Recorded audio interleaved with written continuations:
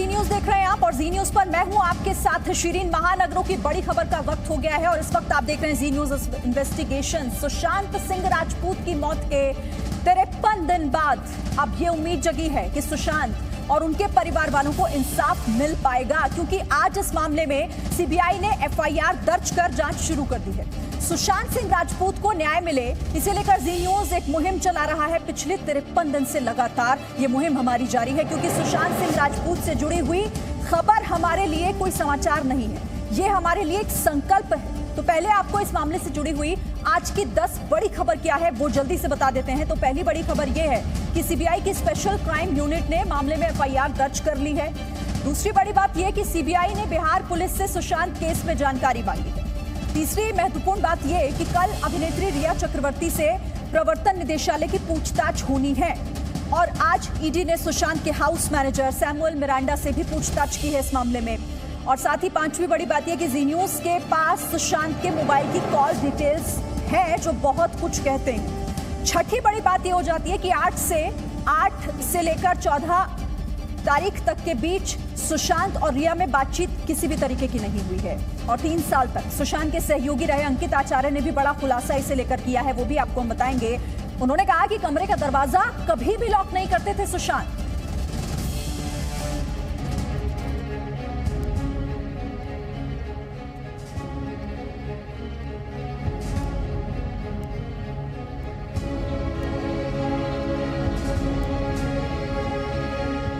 Sushant case की जांच अब सीबीआई के हवाले है, लेकिन उससे पहले सुशांत सिंह राजपूत के बैंक खाते से करोड़ों रुपए की हेराफेरी के आरोपों पर ईडी लगातार एक्शन में है। आज ईडी ने अभिनेता सुशांत सिंह राजपूत के हाउस मैनेजर सैमुअल मिरांडा से पूछताछ की। मंगलवार को अभिनेत्री रिया चक्रवर्ती के चार्टर्ड अकाउंटेंट और सोमवार को सुशांत के सीए से पूछताछ हुई थी। अब बारी है अभिनेत्री रिया चक्रवर्ती की। रिया को कल मुंबई के ईडी दफ्तर में पूछताछ के लिए बुलाया गया है। ईडी के दफ्तर में रिया चक्रवर्ती को कल पेश होने का सम्मन दिया गया। इस वक्त हम खड़े हैं रिया के घर के बाहर प्रिमरोज पर। आपको बता दें कि इस तरह की खबरें हैं कि रिया वापस घर पर लौट आई हैं, हालांकि इसकी कोई आधिकारिक पुष्टि नहीं हुई है। कोशिश करते हैं जानने की। भैया रिया चक्रवर्ती है क्या घर पे? नहीं है। नहीं है? नहीं। कब आपने आखिरी बार देखा था उनको? वो आज 8-10 दिन से। 8-10 दिन से? हाँ, भूल है। अच्छा, मतलब कब 8-10 दिन पहले आपने देखा था? हाँ। पर ऐसा कहा जा रहा है कि वो आज कल रात को वापस आ गई है। नहीं। ये कॉल डिटेल्स है सुशांत सिंह राजपूत के मोबाइल की। सुशांत और रिया में 8 से 14 जून के बीच कोई बातचीत नहीं हुई है। 8 जून वो तारीख है जिस दिन रिया चक्रवर्ती ने सुशांत का घर छोड़ा था और 14 जून को सुशांत की मौत हो गई। रिया का दावा है कि वो सुशांत सिंह राजपूत की लिव इन पार्टनर थी, लेकिन हैरानी की बात यह है कि उन्हें 8 जून से लेकर 14 जून के बीच सुशांत का हालचाल जानने की बिल्कुल फुर्सत नहीं मिली। इस बीच मुंबई में सुशांत केस की जांच कर रही बिहार पुलिस की टीम पटना लौट चुकी है। आज केस से जुड़े 4 अफसर पटना पहुंच गए, लेकिन पटना के सिटी एसपी और आईपीएस अफसर विनय तिवारी अब भी मुंबई के एसआरपीएफ गेस्ट हाउस में क्वारंटीन है। बिहार के डीजीपी ने कहा है कि इस मामले में कानूनी विकल्प पर विचार किया जा रहा है। विनय तिवारी के मामले में आज हम लोगों ने कल जब सुप्रीम कोर्ट ने यह ऑब्जर्वेशन किया था कि उनका कन्फाइनमेंट ये गलत है, तो हम लोगों ने आज फॉर्मली चिट्ठी लिख करके उनको सूचित किया है कि भाई माननीय सर्वोच्च न्यायालय का ऑब्जर्वेशन है, आप क्यों नहीं मुक्त कर रहे हैं। अब उसके जवाब का इंतजार कर रहे हैं, उसके बाद भी नहीं मुक्त करेंगे तो हम आगे कार्रवाई क्या करना है हम विचार करेंगे। सुशांत केस की सीबीआई जांच के लिए केंद्र सरकार ने नोटिफिकेशन जारी कर दिया है। मामला हाई प्रोफाइल है, ऐसे में जल्द ही सीबीआई की ओर से मामले की जांच के लिए एक स्पेशल टीम का गठन हो सकता है, जो इस केस में अभी तक जुटाए गए सबूतों, बयानों, दस्तावेजों को इकट्ठा करके सुशांत के गुनहगारों को बेनकाब करेगी। मुंबई से अंकुर त्यागी के साथ सोनल सिंह, जी मीडिया। तो देखिए, सुशांत केस में जब सीबीआई ने एफआईआर दर्ज कर अब जांच शुरू कर ली है, तो किस तरीके से सीबीआई इस हाई प्रोफाइल केस को हैंडल करेगी, इस पर बात करने के लिए हमारे साथ जुड़े हुए हैं सीबीआई के पूर्व निदेशक एपी सिंह, जिनसे हम ये पूरा समझेंगे कि आखिर क्या अब आगे हो सकता है। बहुत स्वागत है सर आपका। लेकिन मैं आपके पास आऊं उससे पहले हमारे साथ कुछ और रिपोर्टर्स भी जुड़े हुए हैं। मेरे साथ राकेश त्रिवेदी भी होंगे जो बताएंगे मुंबई से अपडेट। साथ ही जितेंद्र मेरे साथ हैं, वो बताएंगे इसको लेकर और अपडेट उनके प्यास है, और बिहार भी चलेंगे। मेरे साथ ब्रजेश भी हैं। लेकिन एपी सिंह जी, सबसे पहले आप ही समझाइए कि जब 2 राज्यों में कोई मामला होता है, जैसा कि हम इसमें भी देख रहे हैं, खींचतान कैसे हो रही है वो भी आप समझ रहे हैं, तो आखिर कैसे सीबीआई जांच करती है और क्या दिक्कतें आ सकती हैं इसमें आगे? दो राज्यों के बीच दोनों राज्यों का कंकरेंस है तब तो कोई प्रॉब्लम ही नहीं है। आप वो कोई किसी राज्य को रिक्वेस्ट करना पड़ेगा कि सीबीआई को ये इन्वेस्टिगेशन सौंपी जाए। सेंट्रल गवर्नमेंट हैज टू कंकर। जी सर, सीबीआई के पास अब चूंकि ये मामला पहुंच चुका है, तो ऐसे में जब मामला जाता है तो उसके बाद आगे किस तरह से अब जांच शुरू होती है, क्या कुछ होना है आगे? इस केस की जो भी पीएम रिपोर्ट है उसको आप फिर से एक एक्सपर्ट बॉडी से री एग्जामिन कराएंगे कि ये एक्चुअली सुसाइड था या इसमें कुछ और भी हो सकता है। तो first thing is to establish the PM report is correct. अब एक बार पीएम रिपोर्ट आप कंफर्म्ड हो गए हैं, इसमें नॉर्मली हम लोग एक फॉरेंसिक साइंटिस्ट के एक्सपर्ट्स बॉडी तो है नहीं, वो तो क्रिमेट हो गई। तो ठीक है सर, आप लगातार हमारे साथ रहिएगा, आगे भी आपको समझेंगे हम आपसे कि आखिर क्या कुछ आगे होगा और क्या इसमें आप देख रहे हैं कि किस तरह की दिक्कतें आगे आ सकती हैं। मेरे साथ जितेंद्र भी हैं। जितेंद्र, अब चूंकि सीबीआई ने इसमें एफआईआर भी दर्ज कर ली है, अब उम्मीद यही की जा रही है कि मामला सीबीआई के पास है तो जो न्याय की राह जो है वो खुलेगी और मंजिल तक पहुंचेगी। क्या अपडेट है फिलहाल आपके पास? देखिए, सीबीआई ने इसमें मामला दर्ज कर लिया है और जो एसआईटी टीम है, जो कि पहले से ही सीबीआई की एक टीम है जो कि हाई प्रोफाइल मामले या सेंसिटिव नेचर के जो केसेस होते हैं उस मामले की जांच एसआईटी करती है, उसी टीम को ये जांच सौंपी गई है। इससे पहले ये टीम ऑगस्टा वेस्टलैंड और विजय माल्या जैसे सेंसेशनल केसेस को इन्वेस्टिगेट कर चुकी है। अब क्योंकि फॉर्मली आ चुका है, रजिस्टर कर चुका है, टीम डिसाइड हो चुकी है कि कौन सी टीम इसको इन्वेस्टिगेट करेगी। नूपुर प्रसाद जो कि एजी एमयूटी कैडर की आईपीएस ऑफिसर्स हैं और बिहार की रहने वाली हैं, वो इस पूरे मामले की जांच करेगी और बिहार पुलिस से इस पूरे मामले की जांच को लेकर के जितने भी दस्तावेज हैं वो सब मांगे जा चुके हैं ताकि जल्द से जल्द इस पूरे मामले की जांच को आगे बढ़ाया जा सके।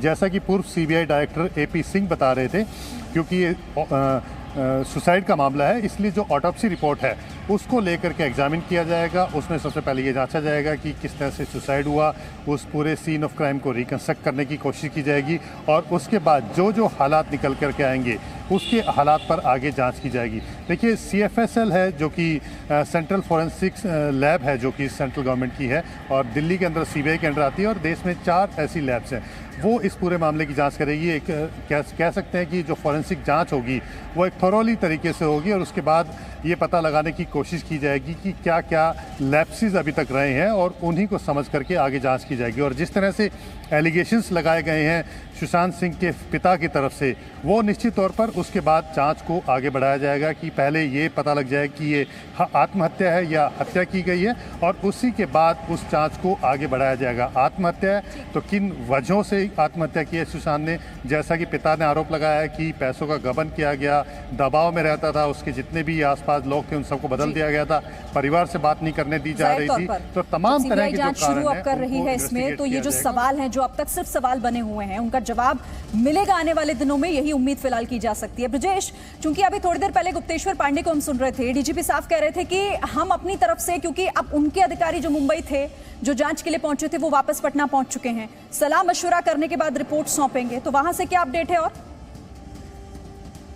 देखिए शिरीन, यहाँ पे जो टीम गई थी, 4 सदस्यीय टीम जो गई थी, वो यहाँ पर आके सबसे पहले पटना के आईजी और एसएसपी के साथ उन्होंने मुलाकात की, मीटिंग की और उनको आदेश हुआ है कि जो भी आपने जांच में पाया है उसको आप कलम बंद कीजिए, उसकी रिपोर्ट बनाइए। क्योंकि देखिए शिरीन, बिहार पुलिस ने लगभग वहाँ पे 10 लोगों से पूछताछ की है, उसके अलावा और एक जो क्राइम ऑफ सीन था उसको रिक्रिएट किया था वहाँ पे, लेकिन उसके अलावा उसके पास कुछ खास जानकारी या डॉक्यूमेंट नहीं है, क्योंकि सारे डॉक्यूमेंट हैं श्रीन वो मुंबई पुलिस के पास है और मुंबई पुलिस का कहना है कि मामला सुप्रीम कोर्ट में है और जब तक वहाँ से आदेश नहीं होता तब तक वो ये सारे डॉक्यूमेंट नहीं देंगे।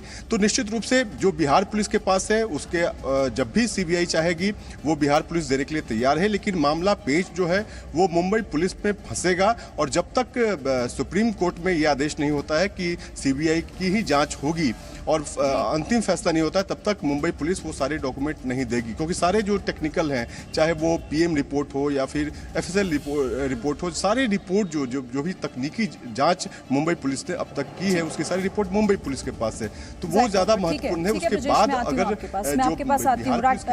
ब्रजेश, मैं राकेश आपके पास भी आऊंगी, लेकिन एपी सिंह सर, मैं एक सवाल आपसे यहाँ पर करना चाहती हूँ क्योंकि ये समझना बहुत जरूरी है, क्योंकि अब मामला देखिए सीबीआई के पास पहुंच तो गया, लेकिन हम देखते हैं अक्सर कि जांच अक्सर देरी से ही आती है सीबीआई के पास, इसमें भी ऐसा हुआ है।